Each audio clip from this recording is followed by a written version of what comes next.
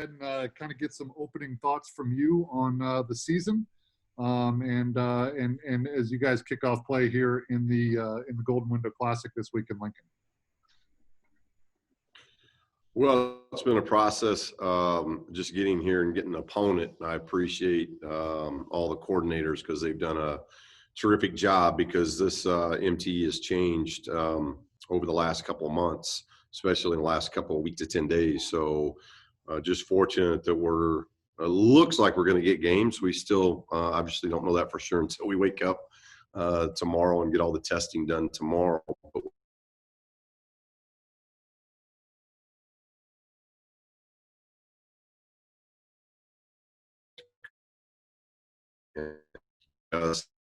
good position. Look like we'll get that game in, and then Nebraska on the next night. So right now, just with the climate, it's about just trying to get the game in at this point in the year. Okay, great. With that, we'll go ahead and open it up for questions and go one by one from there. Hey, Coach, I know you're just tipping things off, and I assume, not having any game tape of the Bison or anything like that. You're just looking for specific things out of this first game. What is it exactly, not exactly, in general, that you're looking for out of your guys in this first competition? Yeah, it's probably I've probably just driven my staff crazy because they've prepared for Northern Iowa, Illinois State, Shadron State, Western Kentucky, and now North Dakota State. So it's like we're just hoping that we get a play tomorrow. And it's really, you're right, it's really not about our opponent. Although just what I've seen, I've got tremendous respect for them. They've got a winning culture that has been over a period of time now. They've got, I think, 4 or 5 guys on their current roster that's got NCAA tournament experience, championship experience. So this isn't your typical opener, obviously, either for us, especially a young team. But with no exhibition games, no scrimmages, we tried on several occasions to get officials to Reno. Weren't able to do that just because of the COVID situation. So we're really looking at this as our first 40-minute game. And we've been going at each other for a long time. The guys are tired of that. So I just want to see some guys that, they have fun, they work. We know there's going to be mistakes, but just enjoy the fact that we get to play basketball again. And that's kind of been my message to the guys is, it's a blessing. This is something that you love to do. So just act like that and go out there and let it fall where it falls. We're going to leave here and we're going to have 2 good game tapes to teach them with, because to date it's just been practice tape. Now they're going to get 2 good games against, I think, 2 really good opponents in North Dakota State and Nebraska, and we'll be able to teach from that. But there's going to be enough anxieties. You got like Warren and Dez haven't played a game in nearly a little over 600 days since they've played a competitive collegiate game. So you got those 2 guys sitting out, a freshman class that haven't played any, and then you're going to have some new guys that were returning playing different roles. So there's a lot of newness to this. I just want them to relax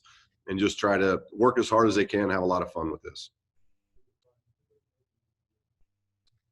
How set would you say your starting rotation and starting lineup and rotation is heading into these games, or are you going to be using it to kind of tinker around and figure things out before conference play starts?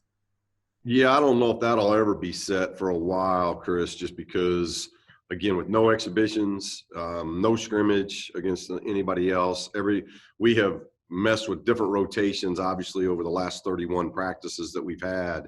But it's, now it's a whole different deal, who produces, how the chemistry looks, what guys play best with one another. That's all going to take place here in these early games of trying to figure that out. And so I think unlike last year where we kind of got set in a rotation early, I don't see that happening with this team. Doesn't mean it won't happen, but we have pieces and maybe a little bit more versatility, a little bit more depth, but not experience. And so these guys are going to be doing it for the, I like to joke, but we had just a little inter squad deal, and So we tried to make it as normal as possible, but we're looking like, it's basically staff members being officials. We had no true officials, and we're blowing the whistle dead every 4 minutes for media timeouts. And we got a couple of freshmen coming over going, do we really we get these every 4 minutes? This is something that happens every 4 minutes. I mean, we're talking about a very young, inexperienced team that is going to be going through some things for the first time. And now you throw COVID into it, Chris, and it's a whole different thing. You wake up every day and it's something different. I mean, you look at all the cancellations already throughout the country. So, we just hope we wake up to some normalcy tomorrow and we get to play a game. But you look at the bench, the chairs are, near 6 next to a teammate on the bench. It's weird. You get taken out of the game, or you're not in the game. You're wearing a mask. Different times, and now Jim, about this beautiful arena, it's going to be empty.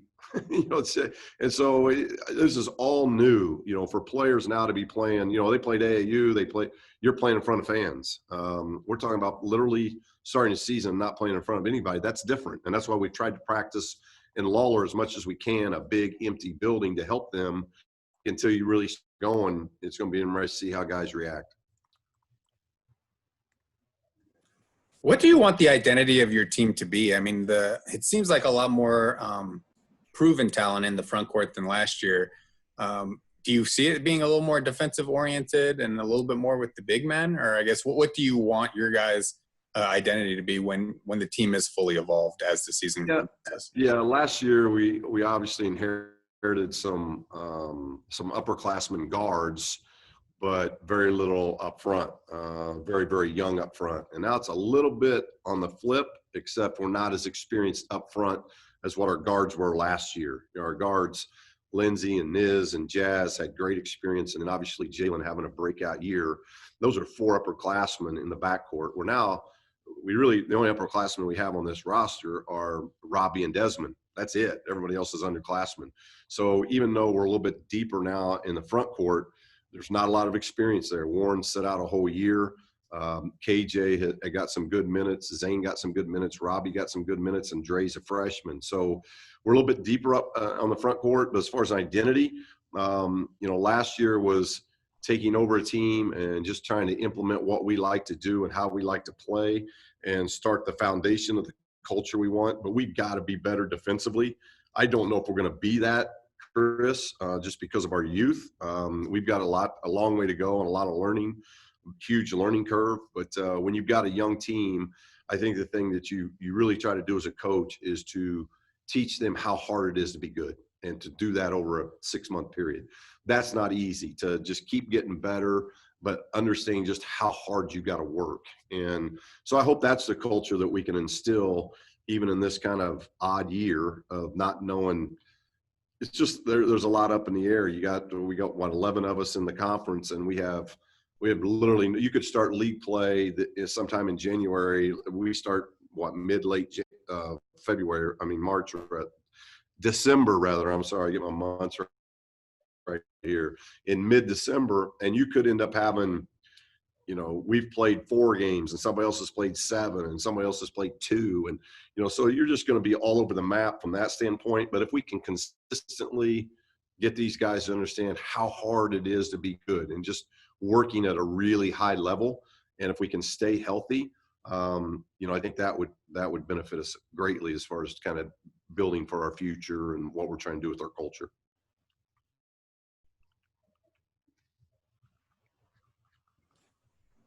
With such a young team, what are the keys to building up the group's confidence and making? I mean, it's just weird with COVID as well, because everything is just so different that it's not like they can necessarily get into this rhythm. It almost seems like you're always waiting for something weird to happen. How do you get them, I guess, in the right mental mindset, confidence-wise, as you try and navigate this season, given how young they are? Yeah, terrific point, and something that we've talked about as a staff that, and every staff in the country is kind of doing this. We haven't been through this either. So not only are the players normally, like Coach Neal and I've been doing this a long time, we can go off our experiences and how we can help the guys. But we're doing this as a staff. We're doing this for the first time too, of trying to navigate this. And literally in the last 72 hours, our opponents changed 3 times just for an opener. So you can imagine, and that's in an MTE event. So you can imagine what's going to happen when it ends up being a home or away game. You can't just throw somebody else in there. And so, you know, it's managing that. But that's why kind of on the beginning of the call, I mentioned we want them to have fun. But a part of having fun is how hard you play and how hard you think. And so if we can get these young guys to just working hard and thinking the game, learning how to play the game, then I think they're going to have a lot more fun. But this is a group that literally 0 games since we entered our year against Wyoming in the tournament. We've had really no competition of other than just practices. And we're like a lot of other teams in the country, obviously. But I think that's why you're going to see some really odd games probably here for the couple weeks anyway till things get adjusted a little bit, and hopefully they do. That's young guy. It's just understanding that it's not JUCO, it's not high school, it's not AAU, it's another level up of just how hard you got to play every night out, and with very, very good talent that you're playing against. So I hope we can understand that sooner than later. Coach, on that note of actually getting to play a game, the attitude around the team and kind of the journey you've been on with COVID and a bunch of new guys kind of feeling each other out, getting to a game, what's the attitude like right now? I mean, are they bouncing off the walls, getting ready to get after it, or? Yeah, I think they're real excited. I think they're probably a little bit like us, where you're just cautiously optimistic that you get to play a game. Because like I told you, the November 25th has always been our opener, and literally North Dakota State's going to be the 5th team we were supposed to play. So and they see the things that are happening around the country with canceled games. And, you know, so I think there's an anxious that we're trying to deal with that, and because we're very transparent in how we talk to our guys of, you know, I always say, all right, here we go now. We got Western Kentucky, and we do a prep for them, and we show film, and we're going at it. And then, you know, 24 hours later, no, it's Chadron State. That's who we're playing. And now it's North Dakota State. So I think they're very hungry to play a game. I'm just hoping that they can get to 2:00 here tomorrow in Lincoln, and there's a tip, and we get to go against somebody else, because we've had them on campus since about mid-June. And so we've been in and out of, obviously been doing COVID testing since then, and now we're ramped up to 3 times a week, and now we're in an MT event. We're being tested every day, so it ends up being about 5 days a week. So that's what they've been going through, and then, you know, in and out of COVID, whether it be positives and negatives, and then the last month some injuries that you got to deal with. It's hard to even be full force even when you're practicing. So, you know, we're pretty healthy now, you know, so hopefully we can tip tomorrow and we can get some good stuff out of that 40-minute game. Do you anticipate being 100% in terms of having every player available? And I guess how many players would you like in your rotation now that you actually have a more full roster than last year? Yeah, the only guy that's out is Daniel.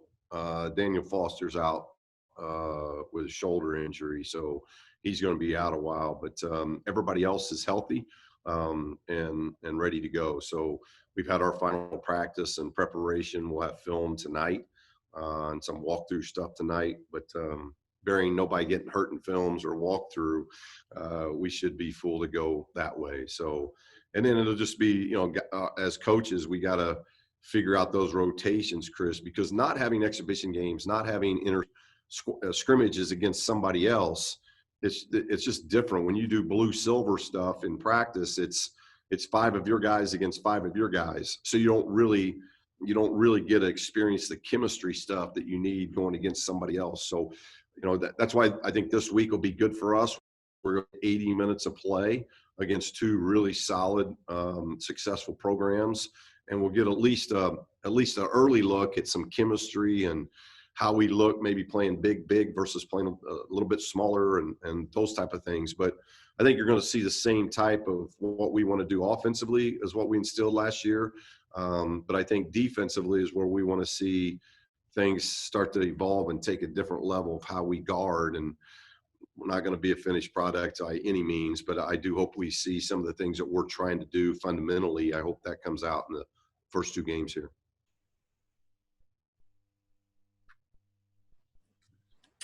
There was a Bleacher Report article that came out today, the top 50 players in Indiana basketball history, and Isaiah Thomas is number 2 and you're number 1. I guess just your thoughts on that. Well, that's crazy. That's crazy because I obviously grew up watching Isaiah and what he did in 81. Not just Isaiah in 81, but when you grow up in Indiana, the 76 team that was undefeated and the 75 team that was an incredible team and still until Scott May broke his arm and got hurt. UCLA would end up winning that. Coach Wooden's last, and then Coach Knight winning his first in 76.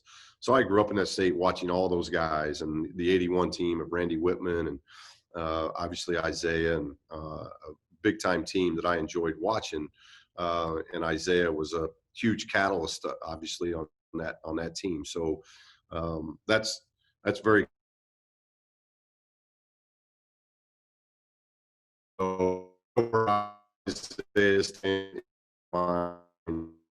played at that university and done the things for that university. And Isaiah is one of those very, very special players that we only got to see him 2 years in the red and white before he entered the draft. Somebody that in those 2 years did an awful lot for Indiana basketball. Coach, how do you think that just everything going on with just so many changes all the time, everything that you guys have had to go through just continues to test the character of your players day in and day out?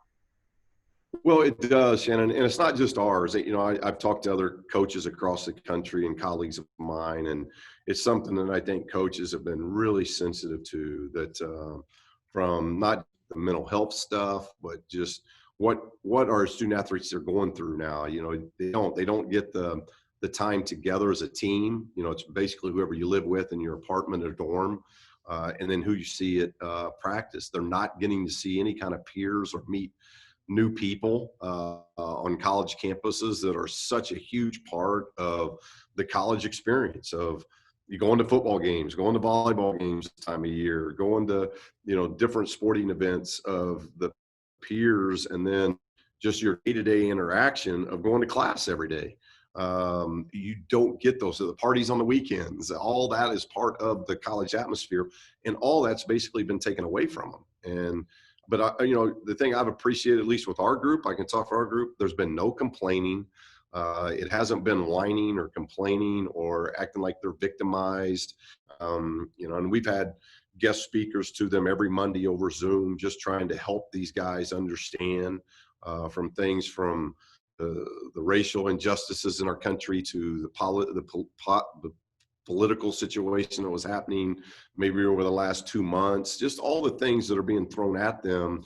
You know, we talk about it all the time. Their phone is their information. And boy, if you go to this site, you get this is the truth. You go to this site and that's the truth. You know, so for a 19-year-old, it could be like, you know, and I want to make sure that I'm helping them try to navigate that, but I also hope I can navigate, this is how we're guarding. So don't listen to this and listen to this, listen to this of how we want to guard. So there's a lot of that. And our guys have they've been steadfast. They've had good energy. They've had good enthusiasm. And I've appreciated that out of this group, because I know how trying of time it is. They don't get to see families, you know, and we're looking at this year. It looks like, obviously here we are on Thanksgiving in Lincoln, Nebraska. We thought we were going to be in the Cayman Islands, not to be negative at all about Lincoln, Nebraska, but you know, they thought we were going to be in the Cayman Islands, and normally we were going to get 4 days off for Christmas, and it doesn't look like that's going to happen. So, you know, and you got families calling for tickets, and there's no tickets, there's no fans, you know, so those things are they're trying times for a 19 to 20-year-old that we're being very sensitive to and trying to help them navigate through all that.